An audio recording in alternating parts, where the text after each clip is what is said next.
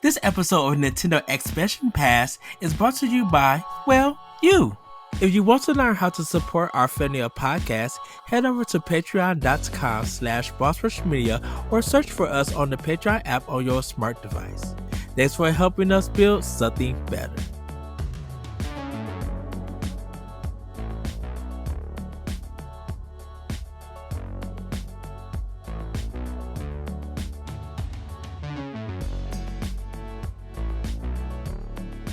Hello everybody, welcome to Nintendo Expansion Pass here on Boss Rush Games. I'm your host and Lights Excited Eddie V. Joining me is the one, the only Bossman himself, Miss Corey Deary. Hello, good sir. Hello, Ed. It's good to be here. It's good to be doing an expansion pass because we haven't done it in a while. Because you don't invite me on anymore because you have too many other friends. That's fine. What other friends do I have? I don't know. But Ed, there's a lot of exciting things happening. For Boss Rush stuff, Ed. I'm quite excited.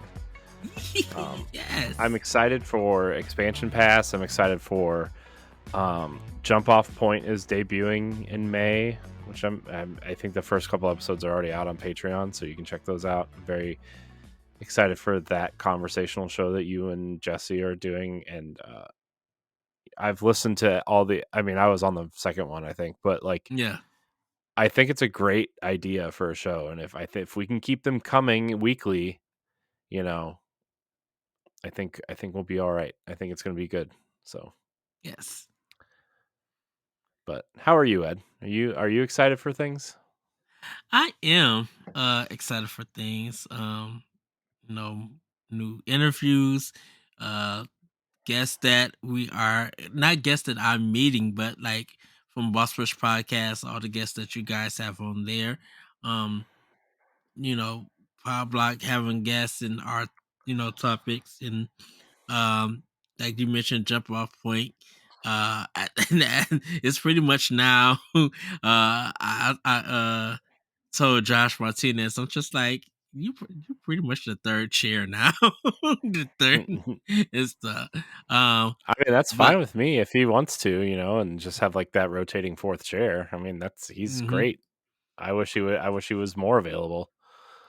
We had one of my friends, Matt, come on twice, and just like, oh wow, this feels like a crew that could talk for, with what we do for that show. But I'm very interested into that. And yeah, just enjoy the new, I guess I kind of want to say season, but I don't want to go into our new season of Boss Rush yet until a lot of things come out, and then once stuff start rolling and be like, okay, now it's the new season of Boss Rush. Yeah. Well, here's the thing: is like we've been really trying to be more efficient in terms of like what we're putting out and have the quality be higher. And so we've kind of refocused our content a little bit in terms of like, okay, we definitely want to feature other people. How do we do that? And so like we have our spotlight episodes, and then expansion pass is kind of, we're still going to do the Nintendo version of it, but we're also expanding it out into the just whatever. If there's another topic, like obviously the Microsoft Activision acquisition is going to be something we're going to want to talk about, but in terms of Boss Rush proper, we don't really have a place to talk about that. So expansion pass is going to, like, we're going to have to talk about that there. Obviously they'll talk about it on Crossroads, but I'm just talking about the stuff that exists on our channel, right? So yes, it's going to be an interesting May because we're kind of using May as our transition month. So that's why we're kind of debuting Jump Off Point, and I think there's, by the time this comes out, there's still a couple ranking Nintendos that need to come out, and some other things, and then obviously this will exist. So we're gonna try to hit all the content that is required for our Patreon before we kind of rework it in June, right? yes. But I just want people to know that we might miss a few things, which is probably something we should announce on like a main show, but like we're gonna try to hit every the times and stuff, but our schedule is changing in June for our content, and I just want everybody to know that we might miss an episode or 2 of something, uh, because of scheduling and stuff, so Yes. anyways, Which that's not which what we're here to talk about, but which I can say is just like it's a way to give ourselves as creators here um a break. Something comes up. So yeah, I want people to take breaks, even though I refuse to take breaks, but, I want people to take breaks and feel like that they don't have to do a mhm. thousand different things, right? So, Cause we're gonna need our boss rush summer break just for a week of no content. yeah, I Of mean, recording new content, but already have content already planned for it, I should say. yeah, and, I don't really wanna take breaks, but I know it's important for other people to take breaks, Hmm. and people keep telling me I need to take a break, so we'll figure that out at that point, but, yeah, I'm excited for a lot of the stuff coming up. Spotlight stuff, like, I don't know if I told you or not, Ed, but our first spotlight's gonna be with Secret Friends Unite, so I'm very excited for Yay! that. Pretty excited for Um, that. yeah. So, anyways, that's, the scoop. The Scoop de update, doop. the bus rush update. So, well, Corey, I kind of we're probably going to jump around with some things, That's fine. but you sent me a picture of I guess it. I don't know if it was like a Christmas paper roll or something like that. It looked that way by the picture. Mhm, And you asked me, "What does this look like?" And I responded to you, and I know I got it wrong, but I think I was looking at the circles of it, mhm. and it kind of looked like that same circle of smoke that was in Wind Waker. So that's why I was thinking about it, not with what we're going to be literally talking about. So do you want to explain to people what you showed me and what that represents and how can that be connected to what we're going to be talking about? Yeah, so I haven't really seen anybody talk about this, and not that a lot of people would really know or care or whatever, but, like, we were at the library with my kids the other day doing, like, family stuff, like, they had, like, crafts there and a kids musician there and a balloon person and an animal person, right? Like, somebody brought in animals, and, we went over to, like, the arts and crafts kind of area, and this girl had this table laid out with this paper on it, and the Hmm. paper kinda reminded me of this water mat that Riley has where, like, you take a paintbrush and water and you kind of draw whatever you want on it, and then when the water evaporates, you can kind of reuse the mat, right? Because it just kind of evaporates and the mat is dry, and then it just that kinda thing. Well, this was just, like, regular paper, and I'm like, "Well, how my wife started asking her questions like, "What is this?" or whatever, and I didn't think anything of it at first. I'm like, "Okay, whatever." But it had the same effect where, like, my daughter would draw on this paper, right? And then the Yeah. paper would dry, like, the paper when she used water on the paper would turn black, right, to show what she had colored. And then as the paper dried, it became white again. And so that's like when it turned white, you knew it was dry and you could go back over it again. Granted, my daughter kind of used like an entire gallon of water, I feel like, on this table, and it's like stopped drying after a while because there's so much water on it. But the concept was like, okay, we're gonna color on this paper, it'll dry, and then you can draw something totally different. Well, it's called Buddha paper, and I looked at the roll that it came on because it was sitting there in a chair. Like the roll was sitting there in a chair. Yes.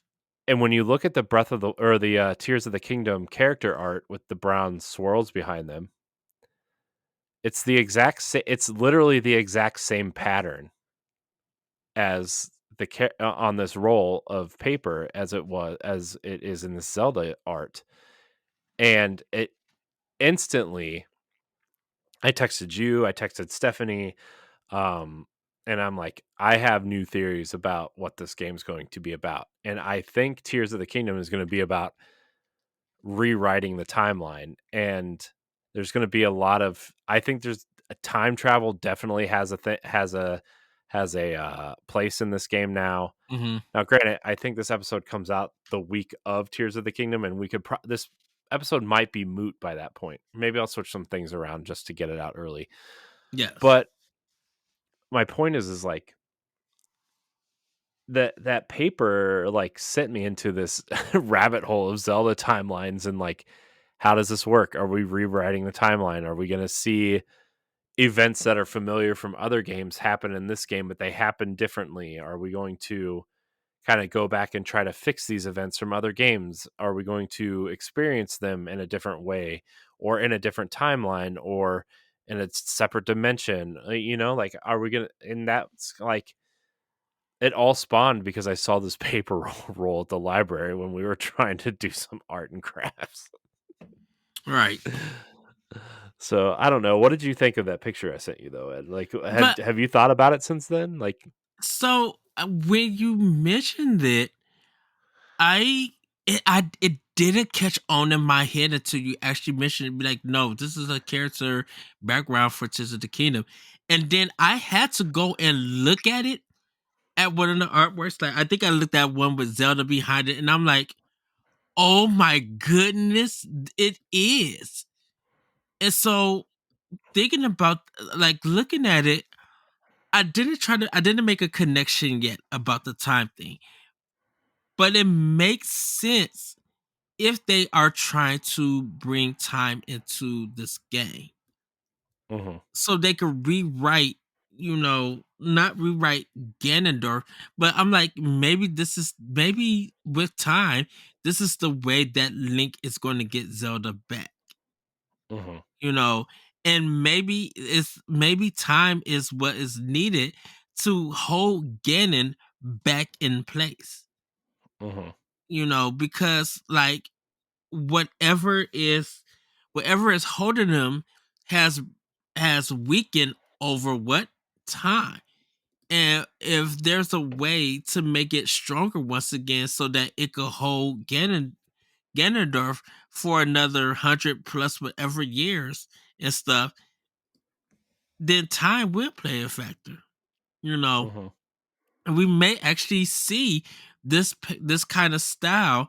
Maybe it's a background thing. Maybe it's from the Yuga clan, or the Yiga clan. Maybe it's something that you can literally buy in a town and stuff. Like I feel like this this design.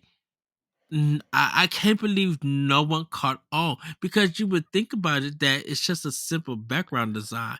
mhm. Like who And thinks of a oh, go ahead. my initial thought too was like, oh well, this is just a coincidence, and like paper just this is just the design of the roll that they that they put it on, right? It's not this Right. doesn't not every roll of Buddha paper comes on this design or this roll, right? Well, I went to look it up, right? Like on Amazon and went to generic Google shopping just as a quick search. Mhm. All of this paper has this design on it. Like the rolls of the paper are this design. And I'm like this has to like this kind of writing the time, like writing and rewriting and like time, like it there's no way this was not connected. There's no way. And I wish this was like, I don't know, I wish people could see this and under like in maybe I'll just put this episode up early for people to listen to Mhm. because I want people to really think about this, right? And like how it could affect the game because like I mean when the game comes out this conversation is going to not matter because there's going to be spoilers like, you know, 10 I hours thought after the I game comes out, right? Like so right.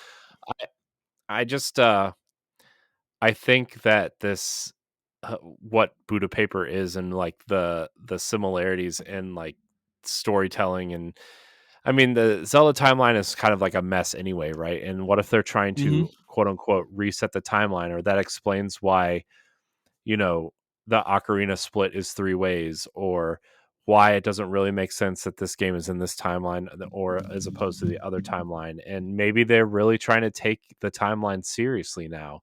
And everything after Breath of the Wild is like, you know, okay, Breath of the Wild is the first game now. And like, the time this is it starts a new timeline in an alternate timeline to the games that have come before.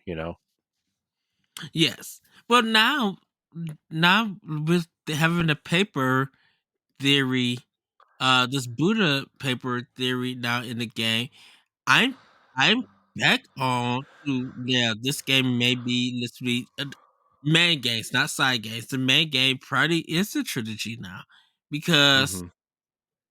you know if we see this paper in the game and it doesn't play a part, oh yeah, there's gonna be a part three. Because I'm like, how does Nintendo incorporate something from uh India? How do you Mhm. incorporate this from another culture and stuff? Because we haven't. To me, if I think about it, the Gerudo probably would be the most closest to Arabian kind of nature to the game. So if that is the case, maybe they do will play a part big into this game or big into this whole storyline. Mhm. And I actually think they will, right? I think this is I think I really think that I really think that this is they're going to try to tie this into some sort of cultural thing, Hmm. and Link is going to maybe it's the Zonai. Maybe the Zonai are the people who are entrusted with the sacred timeline or something, and they need to bring together the three of them to reset the timeline or something. Like, you know what I mean? Like, I really think that this is what's happening, and maybe I just sound like a crazy person, but this is like No, it's been it's been it's it's been stuck with me since I saw that roll of paper. I haven't stopped thinking about it. it's fascinating because n- uh, who would you would think that even if just YouTubers and gamers and people who are historian would be able to recognize this. They should have been able to say something. Literally, you're the first person who brought this up. I didn't even realize it. Didn't realize Hmm. it at all. Yeah. Because if you just showed it to some person to somebody, they'd be like, "Oh, that's a cute background or something." You wouldn't think where it originated from and what it the meaning of it. You just wouldn't think. Hmm. It took us a long time to even see any kinds of frontiers of the kingdom. Now that we got artwork out there and it's behind this background, now it's gonna be like when you're informed what that background represents, you're gonna be like, okay, now I might now could start creating theories and talking about what this game could be if time is a factor into it. Hmm. It's not just fashion. Now it's like a deeper meaning, or it's a connection to something about the game, or that could be in the game. And maybe not, but I'm like, it will create a conversation about it for sure. Yeah. Oh yeah. So that's kind of like that's just where my mind has been recently. Is like I think there's this game's going to be a lot deeper than people are going to give it credit for at first, Mhm. and I don't know. I think Nintendo's really going to try to do something out of the ordinary with this game and actually tell like a compelling, almost like time travel story.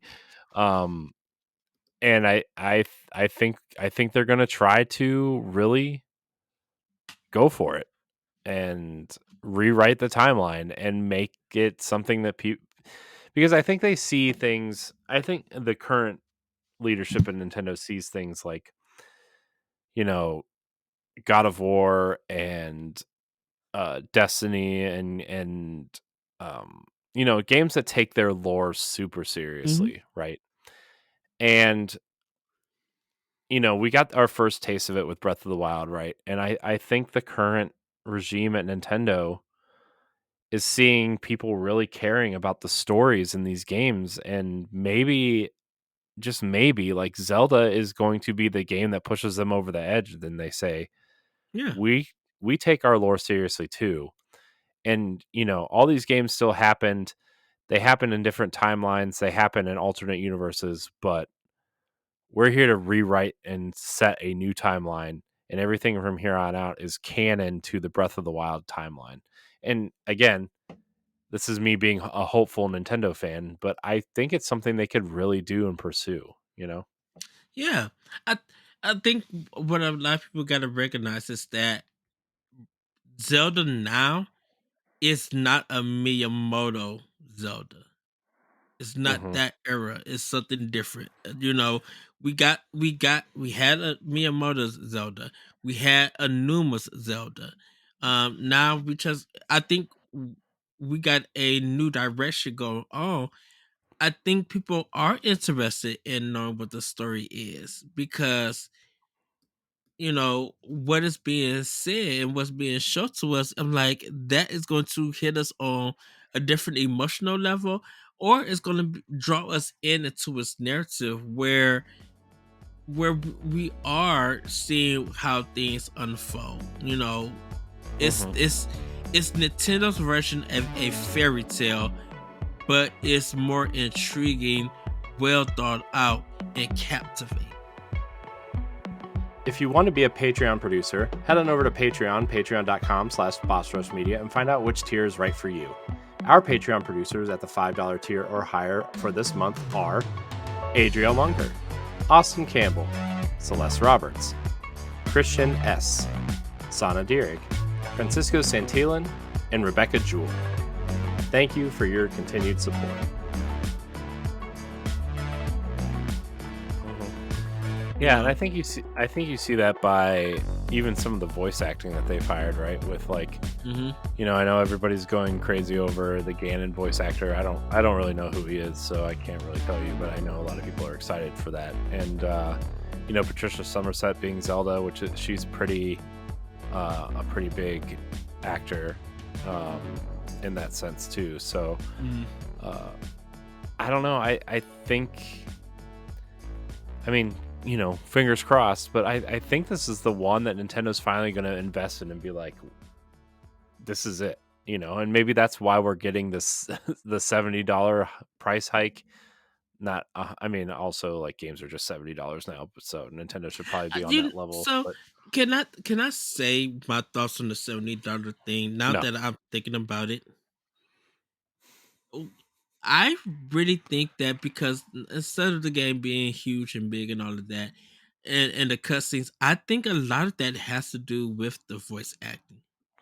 I think, and I think there's a lot of cinematics in this game that they have put in. I mean, of course, the physics and creativity and the Skyward and all that stuff. But I think there's a lot of technical stuff that they have incorporated in this game that boosted the budget up to where in order for them to break even or whatever, it's going to be $70. You know? I mean, I don't think they're gonna. I think they're gonna surpass millions of copies. I mean, this Oh game's gonna yeah, sell better. This game's gonna sell better than Breath of the Wild. I think for sure.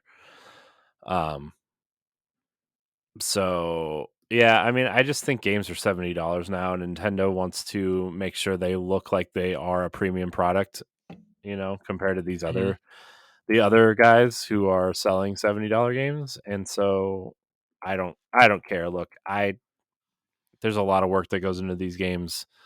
I think that there are certain games I think are probably worth more than $70 that are $70, and I think there are definitely games that are worth less. But uh that's where we are. I actually think Nintendo's been pretty good at exploring the scale of the price range, right? Like, I mean, Metroid yeah, Prime remastered was $40. They could have easily gotten 60 out of that. yeah. No, like that game was totally worth a $60 price tag, in my opinion. Um in Metroid Dread, $60. But then you get stuff like, Good Job, which is $10, or the Kirby game, which was $15 or $40, or, you get some games that are $50, and it's like, well, they're really exploring the the prices of these things. Hmm. So I don't know. It's something Microsoft I think does pretty well too, is exploring the price scale. And if, I think a lot of people got to realize that the price doesn't always speak about the product itself being bad or anything. Hmm. Like Hi-Fi Rush, that was $40 a digital on the game Shuttle Drop, and it's good. Like people all have already put it into Game of the Year nominations and stuff. Yeah, The $40 price point is the new 20/$30 budget title, but to get games like that and it's good and it's high quality, yeah, I think it's a great business way to get games out there for people who are on a budget yeah, and want a game. yeah. Um, so yeah, I mean that's kind of my prediction, is that this game is going to it's going to explore the timeline. It's going to probably rewrite a lot of things that we know about Zelda, and I can't wait for Mhm. people to freak out because it's not my Zelda. I'm like, whatever. So I never understood that quote, "Not my Zelda." I'm like, then what I mean, Zelda people are like? just dumb.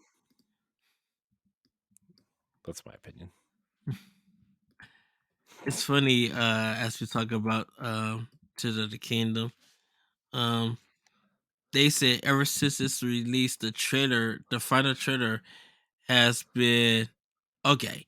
So the trailer has 8.4 million views ever since it released, and that was 10 days ago at the time of That's this a recording. that's a beefy trailer. It's a I mean, who's not excited? I mean, You know. some people are probably ready to be disappointed or let down, but I think Good, let them be for a let lot down. We're of, gonna be happy. I think for I think it's, once again, I always talk about this stuff in three ways. I think there are people who wants it to be a failure or have its problems to be pointed out. I think there's people who cannot wait to do the fuse functionality, but I think there are people who are really going for this game for the story.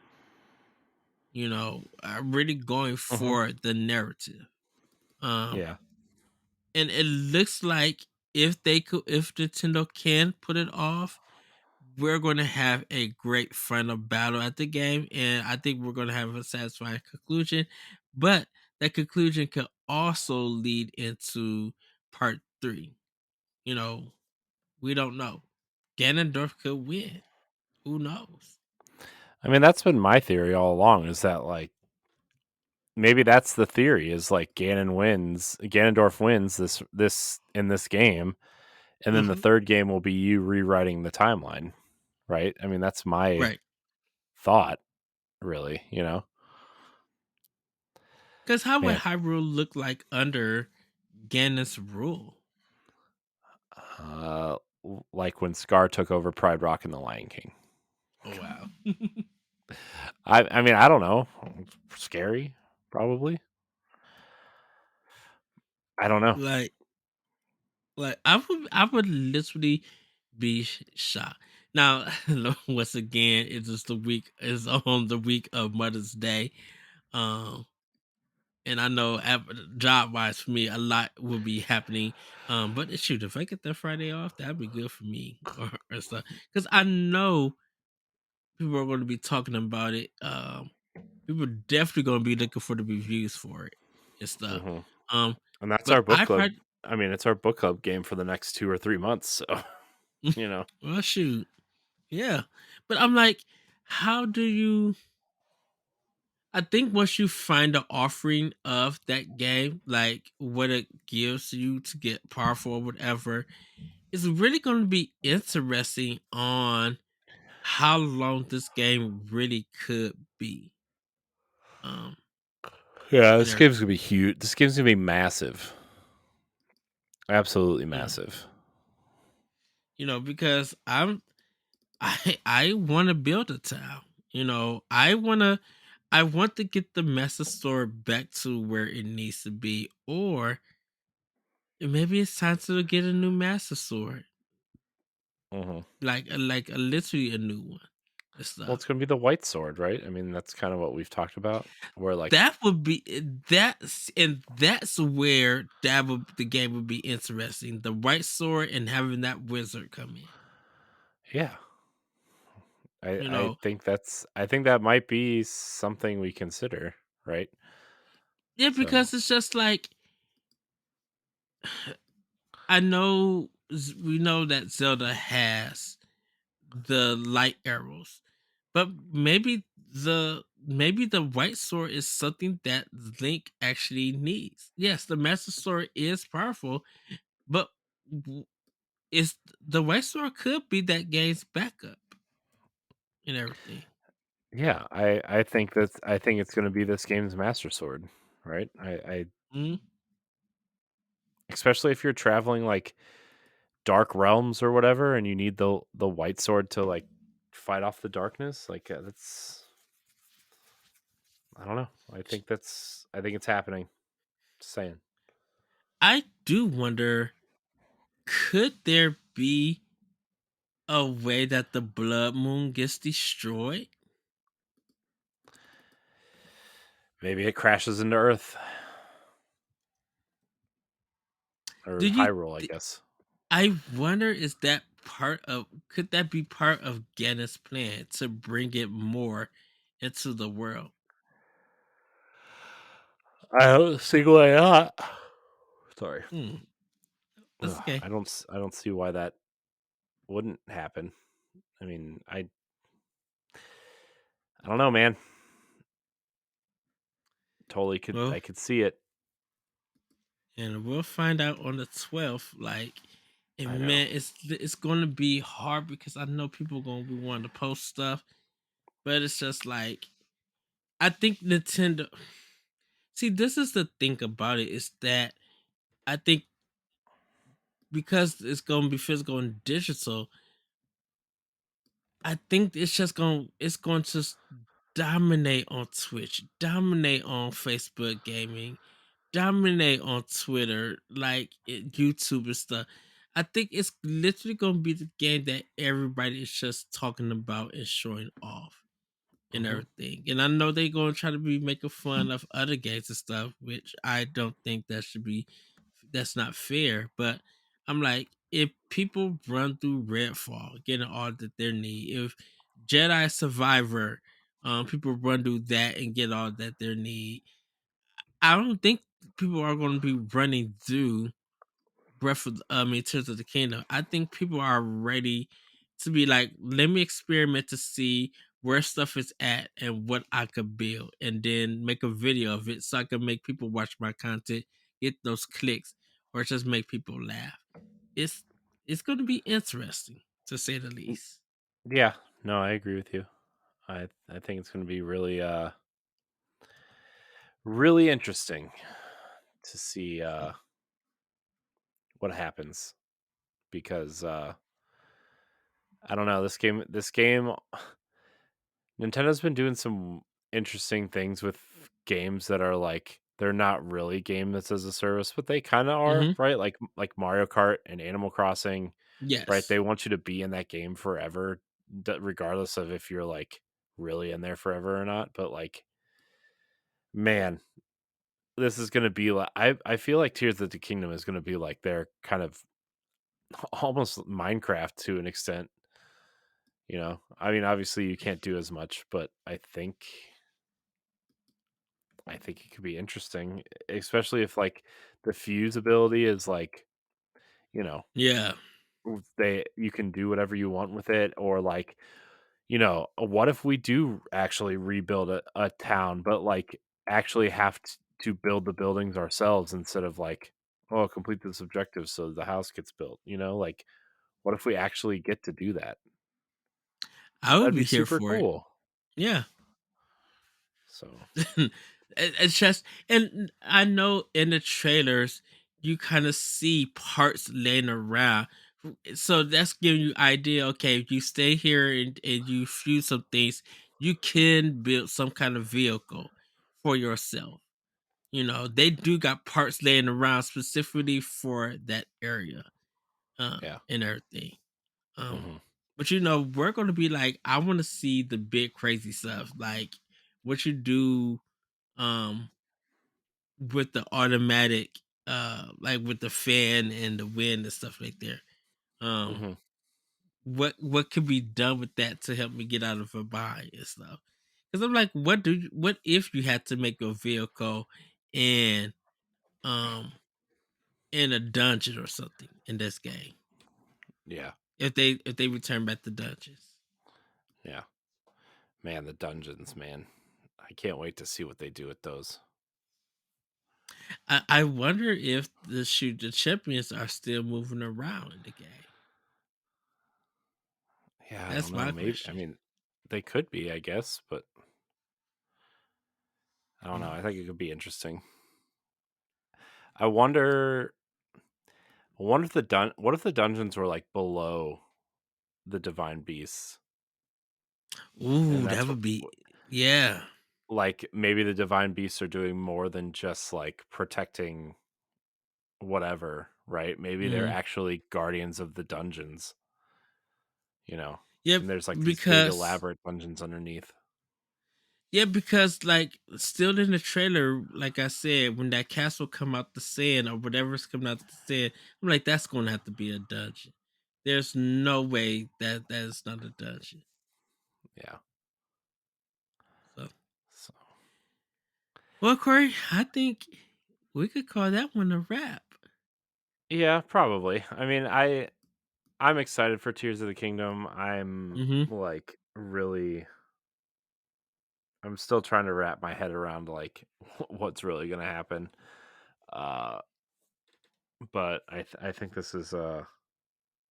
think this is really interesting and I can't wait to see what happens. I can't wait to see people's reactions and I hope it's everything that we've wanted it to be and more.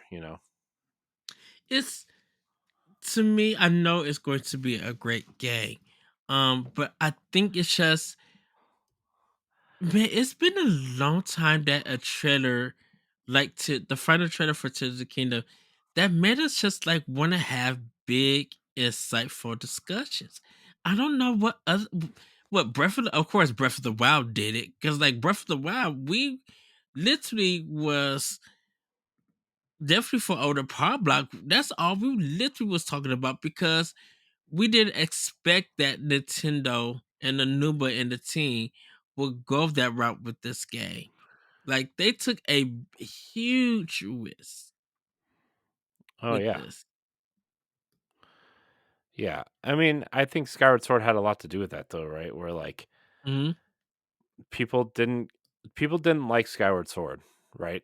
And so they had to do something. I think people were tired of the old like Skyward Sword felt old when it came out, right? And not that I don't love a traditional 3D Zelda, right? Twilight Princess is my favorite quote unquote traditional 3D Zelda game, right?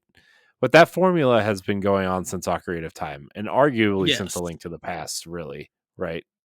I Hmm. I I think that they had to do that. And the only way to do that was to really rethink what Zelda was. And like I said before, I don't think Breath of the Wild is perfect, right? I think the lack of dungeons was like a big problem for me in that game. Like the divine beasts were not different enough to sacrifice dungeons to solve these weird puzzles in there, right? Like I would have loved traditional Zelda dungeons. And Oh yeah, yeah. maybe and like yeah, you can tackle them however you want, whatever. But like I I and also like the weapon degradation also did not care for. I hope that this fuse mechanic fixes maybe the issues that I you know, I wanted like if you're gonna have weapon degradation, at least for like, you know, this tier of weapon and above, please have some sort of crafting to make it more durable or to, you know, make it stronger or whatever. Uh Mm-hmm. and so yeah, those were like my two biggest issues with the game, but it's still an incredible game. And from I hope the Banjo Kazooie nuts and bolts jokes kind of go away with these uh machine building things. Like I wonder how big of a part of this game that's going to be. I hope it doesn't. I hope that their ideas Mm-hmm. don't uh overstay their welcome, if that makes sense. I hope that like I hope their ideas add to the experience that was Breath of the Wild without, you know, kind of killing what that game was supposed to be. Yes. So But with that, everybody, that's going to be it for Expansion Pass. Me and Corey are and the Boss Rush community are super excited for Tears of the Kingdom, and we just can't wait to play it. We got more exciting news and things coming your way, so keep up with us. Keep watching us on YouTube. If you want to get some of the content early, join us on our Patreon. We got all our information on bossfish.net that you guys can check out and everything. Some of our writings, some of our podcast videos, and stuff with our partners here at Bossfish. With that, everybody, have a great week, have a great weekend, and we'll see you next time on Expansion Pass. Bye, everybody. bye everybody. Nintendo Expansion Pass is part of Nintendo Power Block and is a product of Boss Rush Media LLC. The show is recorded from our headquarters in Akron, Ohio, and is hosted by me, Edward Varnell. My co-host is Corey Derrick. You can find Corey at I am Corey at HD on Twitter and Instagram, as well as hosting the Boss Rush Podcast and Tower Casuals, the Destiny Podcast. Follow Expansion Pass as part of Nintendo Power Block and on all social media platforms at Power Block Podcast. You can also follow Boss Rush Media and Boss Rush Network on all major social media platforms. Join the Boss Rush Network Discord and Facebook groups to interact with other friends and fans. Thanks for listening, and we'll see you next time.